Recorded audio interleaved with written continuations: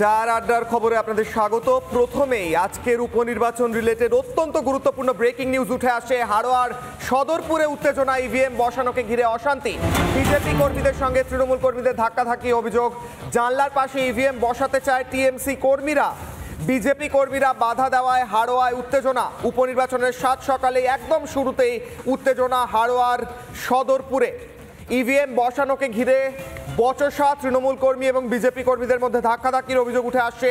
জানলার একদম পাশে ইভিএম বসাতে হবে এমনটাই অভিযোগ উঠে আসছে তৃণমূল কর্মীদের বিরুদ্ধে। তারা এমনটা দাবি করেন। বিজেপি কর্মীরা বাধা দেওয়ায় এই মুহূর্তে উত্তেজনা হাড়োয়াতে।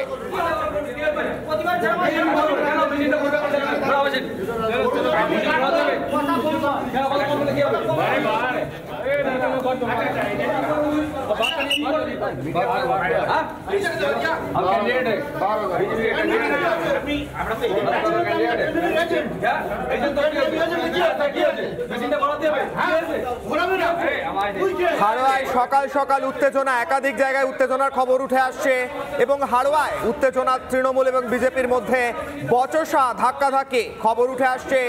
একদম জানলার পাশেই বসাতে হবে ইভিএম এমনটাই দাবি করে নাকি তৃণমূল, এমনটা অভিযোগ বিজেপির। তারপরেই ধাক্কাধাক্কি, বিজেপি কর্মীদের বাধা দেওয়ায় উত্তেজনা। তারপরেই কেন্দ্রীয় বাহিনীও দেখতে পাচ্ছি একদম বুথের বাইরে এবং উত্তেজনার ছবি হাড়োয়া থেকে। উপনির্বাচনের সাত সকালে উত্তেজনা হাড়োয়ায়।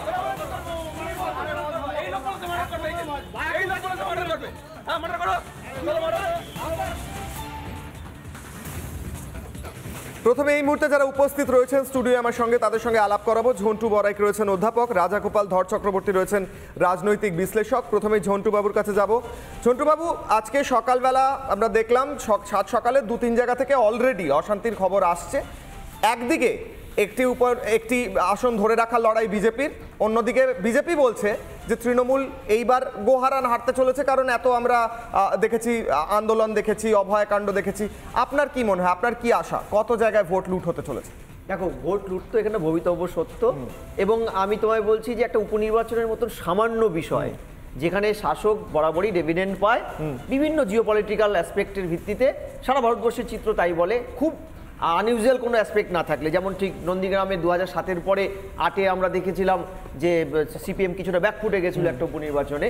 আমি বলছি তারপরেও এই 6টা উপনির্বাচনে তৃণমূলের, আমি বিশ্বাস করো মাদারিঘাট আমার এলাকা, আমার বাড়ির এলাকা, সেটা বরাবরই 2016 তারও আগের থেকে ওখানটা বিজেপির একটা বড় ধরনের সংগঠন আছে।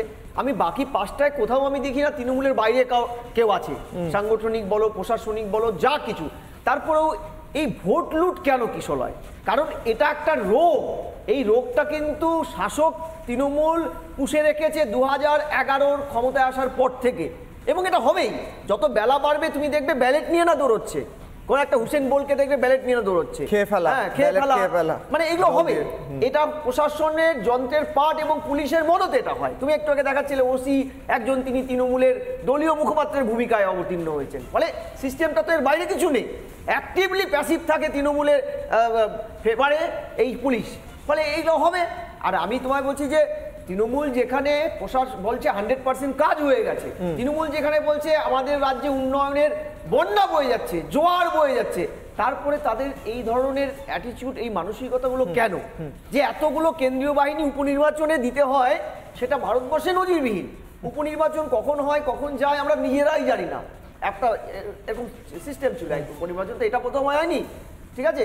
ফলে এখানে এত সেন্ট্রাল ফোর্স, সকালবেলা আমরা দাঁত মুখ মেজেই তোমার এই আসরে বসে পড়েছি।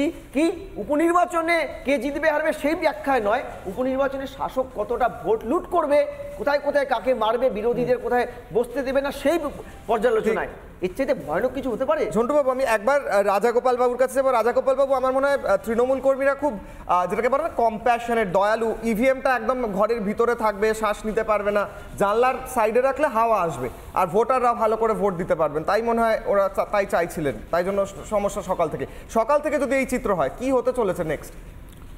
না, ব্যাপারটা সঠিকই যে যারা লোকাল নেতৃত্ব আছে তারা তাদের ওজনটাকে তো দেখাতে চাইবে দলের কাছে, যে দেখো আমি এত ভোট পাইয়ে দিয়েছি। এখানে নীতি বা আদর্শ এগুলো কোনো দলই খুব একটা করে না, শাসক হয়ে গেলে সবগুলো ভুলে যায়।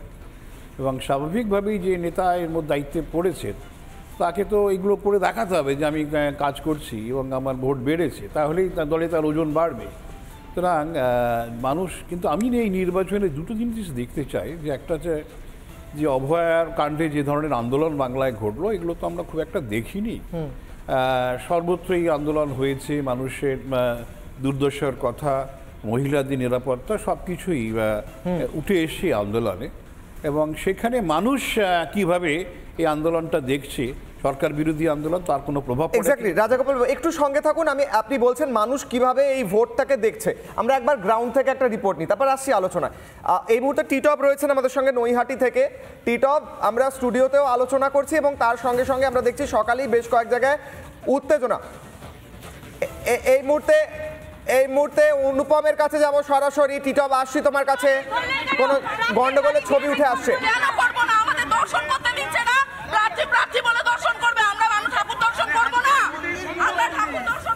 তৃণমূল প্রার্থীর গাড়ি ঘিরে বিক্ষোভ হওয়ার খবর উঠে আসছে প্রাথমিকভাবে। অনুপম রয়েছে সরাসরি। অনুপম, তৃণমূল প্রার্থীর গাড়ি ঘিরে বিক্ষোভ কেন? কি করলেন তৃণমূল প্রার্থী? যারা আমি সেই ছবি দেখাচ্ছি, তুমি দেখতে পাচ্ছ যে তৃণমূল কংগ্রেসে যিনি প্রার্থী রয়েছেন সনদ দিয়ে তার গাড়ির সামনে বিক্ষোভ দেখানো হচ্ছে। দাবি একটাই, যেভাবে বড়মার মন্দির বন্ধ করে দেওয়া হয়েছে সেই কারণে বিক্ষোভ হচ্ছে। আমি কথা বলবো,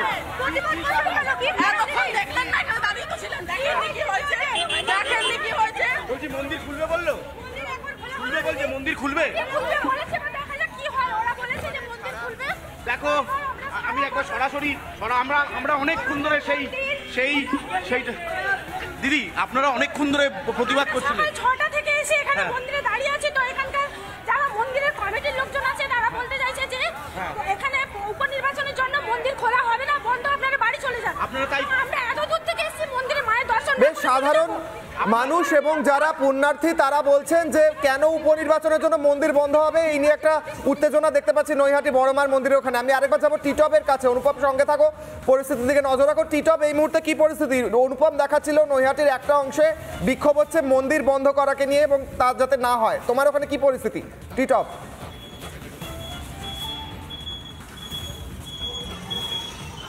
দেখো, একদম তাই। অনুপম যেমনটা দেখাচ্ছিলেন ঠিক তার উল্টো দিকে, অর্থাৎ ঠিক তার কাছাকাছি অন্যদিকে একদিকে দেখো সাধারণ যারা মানুষ রয়েছেন তারা কিন্তু ভোটদানে অংশগ্রহণ করেছেন, ভোট দিতে আসছেন। এখানে রাজ্য পুলিশ যেমন রয়েছে, কেন্দ্র বাহিনী কিন্তু যথেষ্ট পরিমাণে এখানে তারা তৎপর রয়েছে, প্রচুর পরিমাণে ডেপ্লয়েড করা হয়েছে, যাতে কোনো রকমভাবে যাতে অপ্রীতিকর ঘটনা যাতে এই বুথ কেন্দ্রের ভেতরে বা এর যে বাইরে অর্থাৎ যে 100 মিটার তার মধ্যে যাতে না পড়ে, ঠিক তার জন্য কিন্তু এখানে প্রচুর পরিমাণে তুমি দেখো যে কেন্দ্র বাহিনীর জওয়ানরা তারা প্রত্যেকে যারা কিন্তু সশস্ত্র অবস্থায় রয়েছে, অর্থাৎ কোনো রকমভাবে সাধারণ মানুষ যারা রয়েছে শুধুমাত্র ভোটার বাদ দিয়ে তাদের কাউকে কিন্তু ভেতরে প্রবেশ করতে বা এই যে এরিয়াতে কিন্তু তারা আসতে দিচ্ছেন না। এখানে ভোটার যারা রয়েছেন তারাও আসছেন, তারা লম্বা লাইন, অর্থাৎ যে উপনির্বাচন সেই উপনির্বাচন অর্থাৎ ব্যাগ নিয়ে তুমি দেখো, অর্থাৎ ব্যাগ নিয়ে কিন্তু কোনো রকমভাবেই যে প্রবেশ কিন্তু কোনো রকমভাবেই নিষেধ। অর্থাৎ স্বাভাবিকভাবেই এখানকার যে চিত্রটা রয়েছে এখানে যে যথেষ্ট কড়াকড়ি তা কিন্তু এই যে চিত্রটা এই ছবি কিন্তু বলে। অর্থাৎ তুমি দেখতেই পাচ্ছ যে সাধারণ মানুষ তারা কিন্তু এখানে বুথ কেন্দ্রের যে বাইরে সেই বাইরে কিন্তু কোনোভাবে তাদেরকে আসতে দেওয়া হচ্ছে না। অর্থাৎ শুধুমাত্র ভোটার যারা রয়েছেন তারাই আসছেন এখানে, তারাই শুধুমাত্র তাদের যে ভোটার কার্ড রয়েছেন ভোটার কার্ড দিয়ে ভেতরে প্রবেশ করছেন, ভোট দিচ্ছেন। অর্থাৎ যেই ছবিটা, অর্থাৎ যে নৈহাটি সকাল থেকে এই ছবিটা কিন্তু বিভিন্ন প্রান্তে আমরা দেখিয়েছি এবং এখন সঙ্গে থাকো। নৈহাটির ছবি দেখাচ্ছ, সেখানে নিরাপত্তার কড়াকড়ি রয়েছে। একদিকে দেখলাম কিছু উত্তেজনা ছিল বড়মার মন্দিরের সামনে। আমি আলোচনায় ছোট্ট করে আবার ফিরবো, আবার লাইভে যাব। রাজগোপাল বাবু, নৈহাটির চিত্র আমরা দেখেছি বারবার উত্তেজনা, এর আগেও আমরা নৈহাটি থেকে খবর পেয়েছি প্রতি নির্বাচনে। এইবার দেখলাম একটু অন্যরকম, বাট যথেষ্ট পরিমাণে বাহিনীও রয়েছে। কি বলবেন, এইবার কি একটু অন্যরকম চিত্র হতে পারে? না, দেখুন, আমার যেটা অবাক লাগছে যে ভোট হচ্ছে, ঠিক আছে, সেটা রাজনৈতিক ব্যাপার। মন্দিরে তো ভোট হচ্ছে না, মন্দির কেন বন্ধ থাকবে? মন্দিরে তো মানুষের যাওয়ার অধিকার আছে, তার সেখানে বহু মানুষ নানান জায়গা থেকে আসে, কে এটা বন্ধ করতে গেল?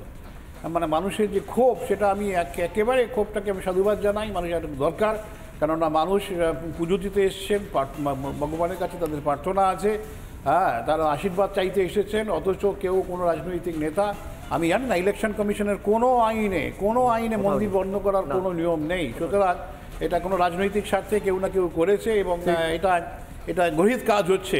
এবং এটাই আমার দেখা, যে আমি যেটা বলছিলাম কিশোরায়, যে এই নির্বাচনে আমি দুটো জিনিস দেখব, একটা হচ্ছে যে অভয়াকাণ্ডে মানুষ কতটা সচেতন হয়েছে, মানুষ কতটা শিখতে পেরেছে, এবং বাংলাদেশে যে হিন্দুদের উপর অকথ্য অত্যাচার ঘটেছে, এখন সেই অত্যাচার যে চারিদিকে ছড়িয়ে যেতে না পড়ে মানুষ কতটা ঐক্যবদ্ধ হয়েছে, শিক্ষা নিয়েছে, সেটাই হচ্ছে দেখার। যদি না নেয় তাহলে তারাও বুঝতে হবে যে একদিন বাংলাদেশে যে ঘটনা ঘটছে হয়তো অন্য জায়গায় ছড়িয়ে। এক্স্যাক্টলি, ভয়ঙ্কর কথা বলছেন। আমি আসছি, আমি নানা ধরনের কন্টেন্ট দেখার জন্য লাইক করুন, শেয়ার করুন আমাদের ফেসবুক পেজ, সাবস্ক্রাইব করুন আমাদের ইউটিউব চ্যানেল।